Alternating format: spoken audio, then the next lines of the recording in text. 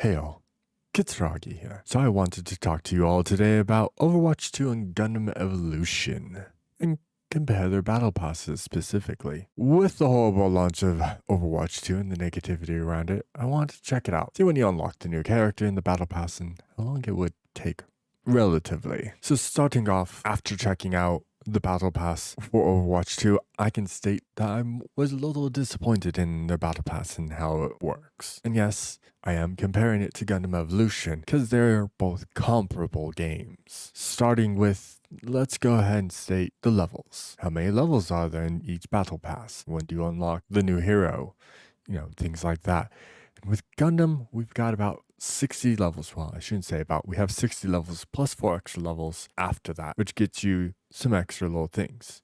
And of course, Overwatch has 80 levels, with the new hero unlocking at 55. Now, a 20 level difference to me isn't horrible. They're both pretty comparable at that point. But once we start looking up at the level up process, that's where things kind of change. Both games do give you experience to the battle pass whenever you win or lose a game. Obviously, if you win, you get more. But the big difference is how much it does take to level up in their respective battle passes. Gundam, per level, sits at a low 500 points, where Overwatch is seeing a staggering 10,000. For Overwatch 2 though, it doesn't seem that bad when you're looking at your dailies and your weeklies, which is kind of where you should focus. It does start to show when you break it down a little bit more. Starting with dailies, Overwatch 2 definitely, I will state, does this better than Gundam in its overall thing. Per daily, which you get 3 of in both games, Overwatch 2 gives you 3,000 for completing a daily, where Gundam only gives you 100. So if you look at it, in one day, you get 9,000 points towards your battle pass in Overwatch 2 versus Gundam where you get 300. So you get 3/5 of the way in Gundam and you're nearly finished off with a level in Overwatch 2.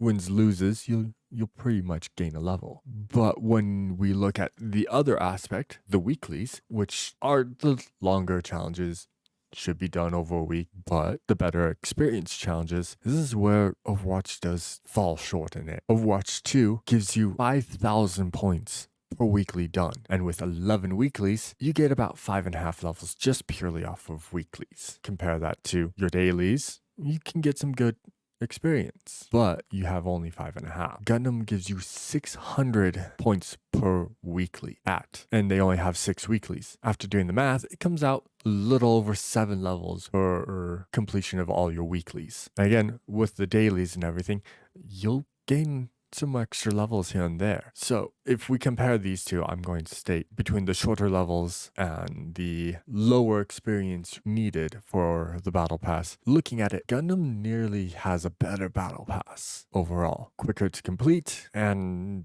not as much locked behind it. Still skins and everything, but that's where I feel is it's the better. The one big thing that I will always say here though, and what I feel is the biggest negative against the Overwatch 2 isn't just how long it takes to level in its aspects. It is where the hero is locked behind. With the new hero being at level 55, I feel like that is the biggest detriment to it. If they were earlier in the battle pass, I think it would be a better battle pass. But as it stands, if you do all of your weeklies and your dailies, not including how much you're getting from, normally playing the game, if you complete all of those, it will take 5.5 weeks to reach level 55 to unlock the new hero. Where in just over a week, or a week and a half, I was level 30 in Gundam. So I feel like they've got a lot more. Now again, that's matches included. So without that, in 5.5 weeks, you're almost done with Gundams if you're just going based off of weeklies and dailies. But,